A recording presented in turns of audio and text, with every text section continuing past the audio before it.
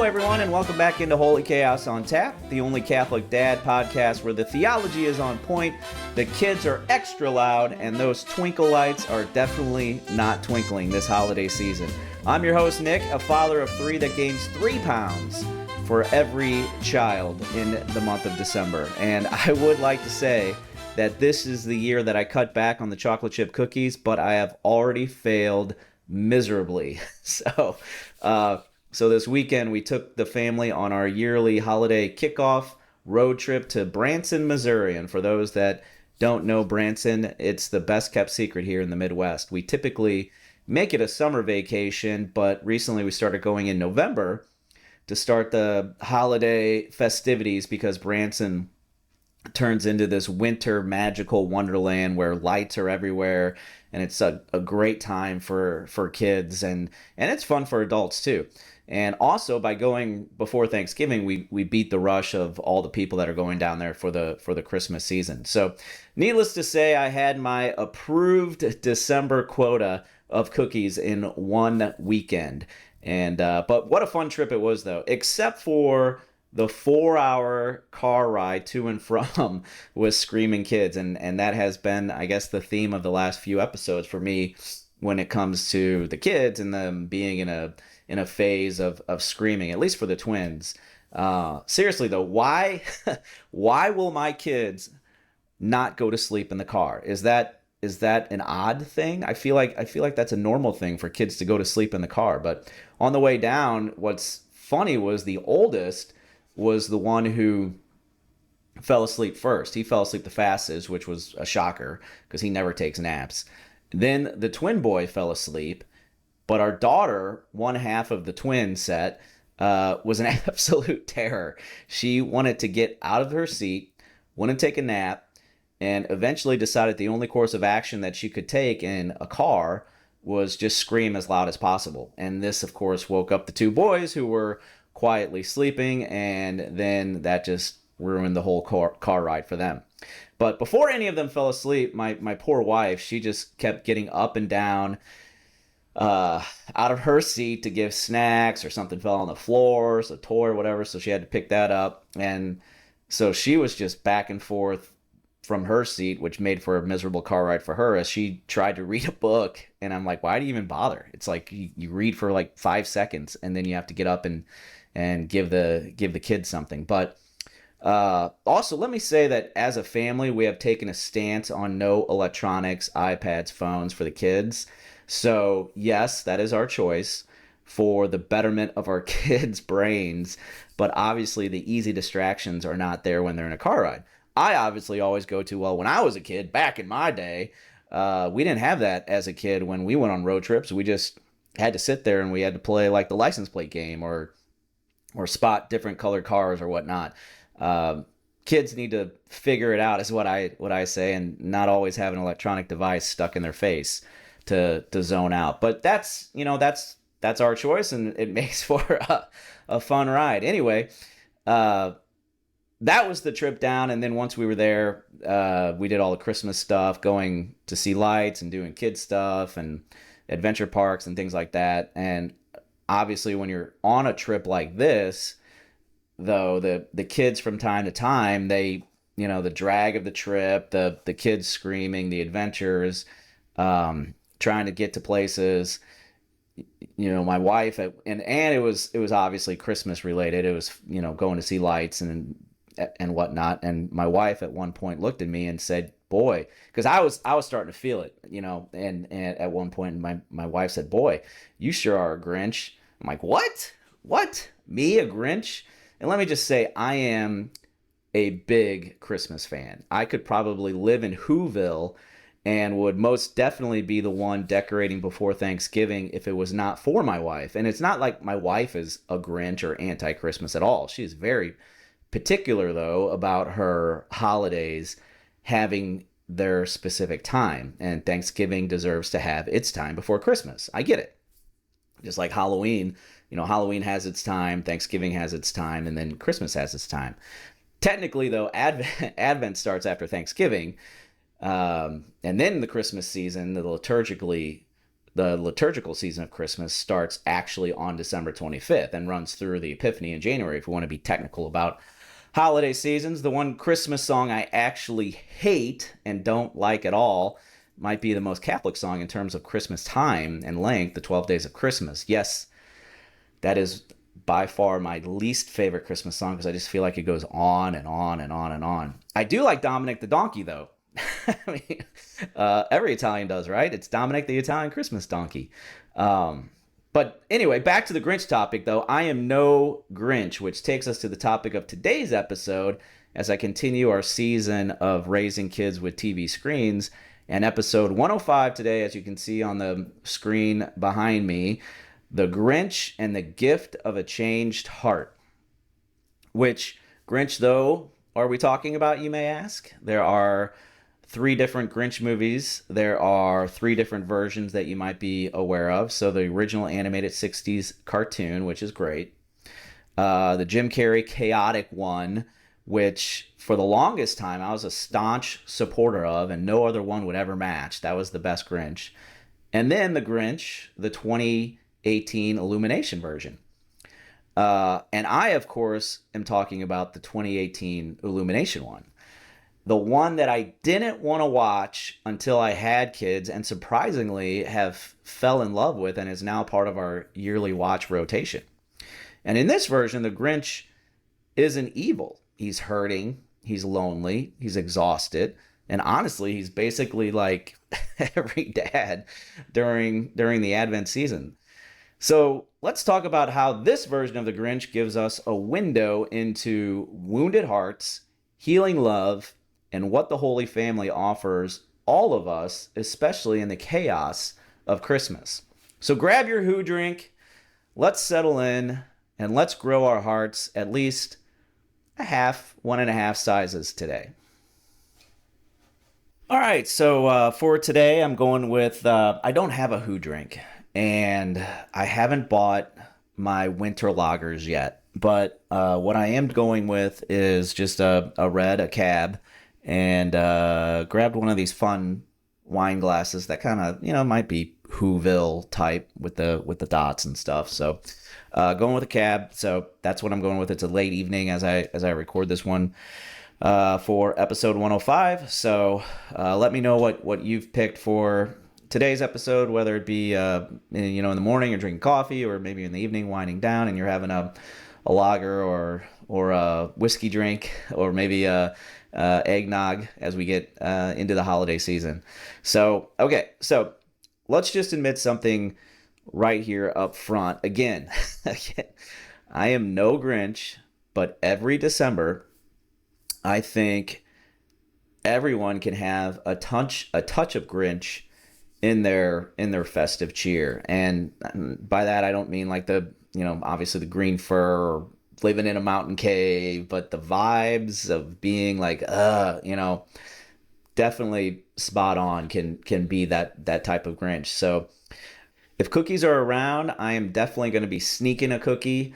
I think the Grinch tries to sneak food or comfort eat, especially in the beginning of the movie for the Grinch, he's comfort eating and he eats all his food for the winter. I'm annoyed by crowds at festive events and sometimes mumble under my breath as I go about. And then there's the decorations. I love the decorations, but before we even put up the decorations, as much as I love them, I can't help but to think when they're down in January and our house is back in order and looks clean again. But by mid-December, my kids are obviously full of wonder, still very much into the Christmas season. I'm sometimes over here thinking about the parade of unhealthy choices that I've made, and snacks and cookies and drinks, and how sometimes festivities and parties, take up so much time, and I skip prayer or adoration on this day because of choosing something else, and how I can't wait for the calendar to flip so that I can start fresh with my New Year's resolutions. But then, watching the Grinch, I watch it and it sometimes hits me that the Grinch, he isn't cranky because he hates Christmas. he's cranky because Christmas reminds him of everything he longs for, but doesn't feel like he has. And suddenly, I'm like, I start to think, oh, maybe I am the Grinch. The 2018 Illumination version that I'm referencing throughout this episode did something pretty brilliant when it comes to the Grinch and how they made that movie. They rewrote it so that he's not this villain that the townspeople don't like or are afraid of, but he's someone who's part of the town. Everyone knows him and he walks around, normal, but he is essentially grumpy because he's hurting. He was a lonely kid. He grew up without a family. He learned to cope by pretending he didn't care. He makes sarcastic jokes to cover his pain, something I think a lot of us do, and I know I do sometimes too. And the Christmas season, Christmas is a giant spotlight on belonging and fitting in, being accepted. It's a spotlight on community, on family, on warmth. So what does the Grinch do? He withdraws. He isolates. He hides behind sarcasm, bitterness, and avoidance. How is that not relatable? And then, of course, he has Max, the best dog in all of cinema. My youngest son, he loves Max. He has a stuffy for Max. He has Max pajamas. He always, I don't know if your kids do this, but when they watch stuff, they say who they are in the show. He always says, "I'm Max. I'm Max." But Max isn't just a pet. He's the Grinch's companion. He's comfort. He's stability, loyalty. His one constant. You're worth sticking around for in his entire life, and that's where the story of the Grinch begins, with a wounded heart, a loyal friend, and a season that exposes everything he's afraid to feel. So what happens to wounded hearts? They shrink, they close, they protect. And when you felt unseen, when you felt outside your social circle or outside of a social circle, when you felt like your presence doesn't matter, your heart gets smaller and smaller to survive. Some might say you build walls while others feel smaller, in that situation. And that's not just a Christmas thing. I think that's a dad thing, an all year long thing. You get tired, you get overwhelmed, you swallow your own feelings so your kids can have a good day. You sack your own needs so your family can stay afloat, and you put everyone else first because that is what dads do. That's what dads are supposed to do and are expected to do. And then December rolls around and suddenly the pressure hits like a snowball thrown by Buddy the Elf. Different episode upcoming. Little episode tease. We're talking about the Grinch, but I had to throw in a Buddy the Elf reference there. And your heart, which is already tired, starts to shrink again. But here's the good news about this time of year. God sees that. God enters that. God heals that. And it's not just this time of year. It's like I said, it's an all year long thing. Ezekiel 36:26. I will give you a new heart and remove your heart of stone. Not by force, not by shame, not by perfectionism, but through presence, through love, through relationship. And that's exactly the journey we watch in The Grinch. Let's be honest, December is a pressure cooker for not just dads, but parents in general. Everyone else's Christmas looks perfect on Instagram.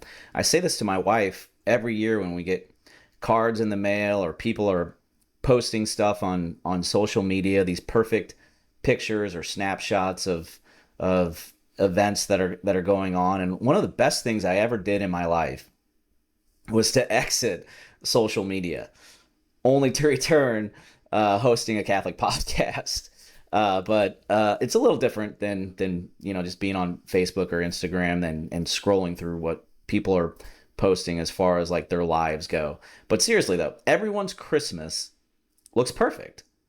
Matching pajamas, handmade cookies, tree perfectly decorated, house clean, kids who apparently smile for photos. My kids all look like Chandler from Friends when he's trying to smile. But how many takes and edits did it take to get to that point? Also, is that really real life? Meanwhile, at my house, someone's definitely crying or at least yelling, which is what the twins seem to be doing constantly lately. Someone's got food all over their face and hands while trying to climb on the couch, calling out my daughter on that one. Well, I guess my youngest son can do that too. And we haven't even wrapped typically a single thing, because who wants to do that at 9 p.m. at night after finally being done with work, kids, and daily house chores, and you're finally, can take a breath, and then the last thing you want to do is, start wrapping presents. So the one scene in The Grinch where he's first in town walking through, after he's realized he went through all of his Christmas who hash and who stash and food for the winter, and he has to go back into town and get, a resupply. The song, he's walking through Whoville, and the song, God Rest Ye Merry Gentlemen, starts with walking Whoville characters. I love that scene. It's such a great scene because it's symbolic, I feel like, of the Christmas season. The Christmas walls are like closing in on you as you progress through the month. He's walking through Christmas town, Whoville, and you've got carolers on either side of him singing, getting closer to him, and the music's building and everything. It's like everything around you looks perfect, and the walls are just closing in on your imperfect world, and he's just running to try to escape it. But here's the thing: when Jesus entered the world, he didn't enter perfection. He didn't enter Whoville by any means. He entered poverty. He entered a very imperfect world. Noise, chaos, a crowded city, a big census was going on, so there was a ton of people around. It was just chaos everywhere. An overwhelmed mother, an anxious father, and absolutely did not have matching flannel pajamas for the Holy Family.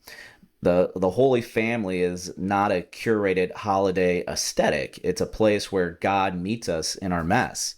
And that's why the Grinch, I feel like, is such a powerful message, because it's not about cheer.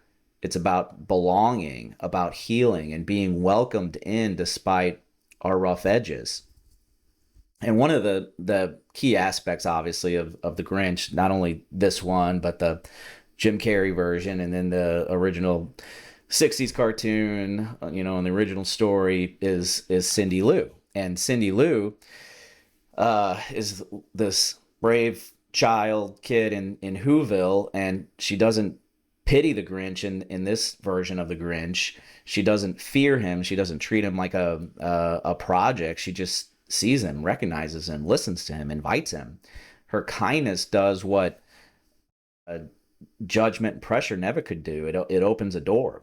And sometimes our kids evangelize us without knowing it. They teach us without us even realizing it. And if you've watched my previous episode 101, Bluey, Greener Grass and Saintly Perseverance, I talk about how much I can learn from my kids and how much I was surprised I did learn from my kids and continue to learn from my kids. And once again, here in this movie, I think the innocence of kids can teach us so much. Sometimes love shows up from the smallest people in the room. It can change the hardest of hearts.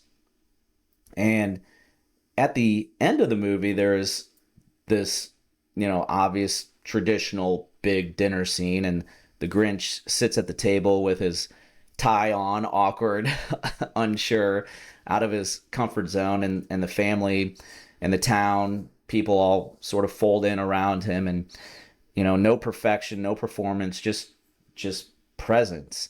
And for the first time maybe ever, the Grinch feels like he's wanted. That's what real Christian hospitality looks like. Not entertaining, not impressing, not curating, but welcoming. This is Luke 2 lived out. God entering a crowded house, a messy manger, a family who wasn't ready, and love grows there anyway. Here's the hard truth, dads, and it's something that took me a long time to realize in my dad profession, and something I still have a hard time and have to constantly work on and be mindful of. But dads set the emotional tone of the home more than we probably think or aware of. And I've become more aware of that more recently, probably within the last year, 2 years. And it's not by being perfect. It's not by being cheerful 24/7, but by being present. Our kids don't need this holiday spectacular. Sure, it's nice to make things look nice and have, the Instagram type looking feel around our house, and we want to give that for our kids, but they need us listening, laughing, playing, showing up, letting our hearts grow too with them. Christmas healing doesn't come from doing more, giving more. It comes from opening up more. And maybe that's your invitation this year. And let your heart soften. Let your walls come down. Let God into places that feel tight, tired, or overlooked. The moment that brings me to the brink every time when I watch this movie, and it's something that, like I said, it's now part of our yearly rotation. I mean, we watch it multiple times throughout the season. It's when the Grinch apologizes. He doesn't say, "I was evil." He says, "I've been hurt." He hated Christmas because he hated being alone. He said kindness changed his life. The kindness came from Cindy Lou, a child. And that's something that I mentioned earlier here in the podcast about how you can learn, how much you can learn from kids, the innocent, and how Jesus himself says, "Let them come to me, for the kingdom of heaven belongs to them." That's raw. That's honest. That's human. Most dads don't lash out because we hate the world or we're a Grinch. We lash out because we're overwhelmed. We're tired. We feel alone. We're anxious. And the incarnation, God becoming man, is God saying to every tired dad, "I see you. I'm with you. Your heart can grow again." So that brings us to the end of this episode, and here's the challenge for you as we enter the Advent season and prepare for Christmas, because like I said at the beginning of the episode, technically we're going into the Advent season, which leads to Christmas, the Christmas season that starts on December 25th. But let your heart grow this Advent season, just one size, just a little bit, just enough to let God in and let your family in too. Christmas isn't about having it all together, having that Instagram picture perfect world. It's about letting love soften the places we've hardened to survive. Psalm 147:3, He heals the brokenhearted. May your home be a place of healing. May your heart grow through grace, and may the Holy Family fold you into warmth, peace, and belonging. Even if your twinkle lights aren't twinkling, your presents aren't wrapped yet, and someone is definitely crying or yelling in the background. If you like the show and you think another dad might be Grinch-like and could benefit from hearing this episode, please share or tag them in the comments. Also, tell me how you can find God and ways your heart can grow 3 sizes this Advent season. Be sure to follow Holy Chaos on Tap on Instagram, subscribe on YouTube, and you can download or follow the podcast on Spotify, Apple, or wherever you get your podcasts. Thanks again for listening and or watching on YouTube. And to quote the Grinch at the end of the movie, to kindness and love, the things we need most. Until next time, cheers.